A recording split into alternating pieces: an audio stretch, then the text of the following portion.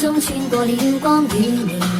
從鬧市降落了已經數百天，流動着貓的心思，直接的心意，八卦靈活與俏皮機智，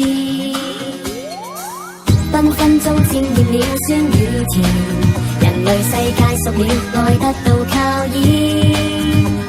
舊有的天真和童稚都給蓋住了，忘記內心的需要，忘記自在每天，為了什麼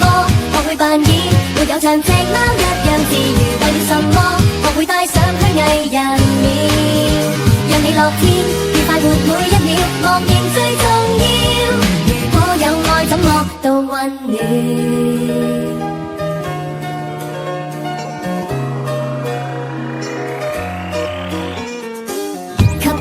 寵愛了這數年，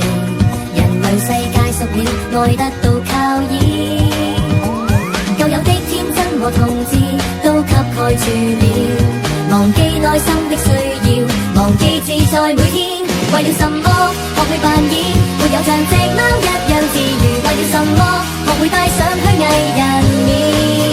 讓你樂天愉快活每一秒，忘形最重要，如果有愛怎麼都溫暖。點解人總係要咁複雜嘅呢？太多嘅考慮，太多嘅計算，點解唔可以好似貓咁簡簡單單，喜怒哀樂原原本本咁表達出嚟呢？咁樣唔係好啲咩？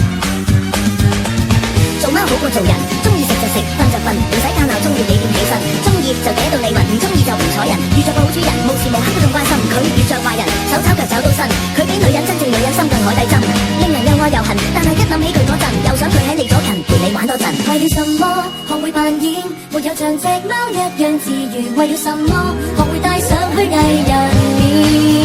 讓你樂天愉快活每一秒，忘形最重要，如果有愛怎麼都溫暖，誰懂去愛簡單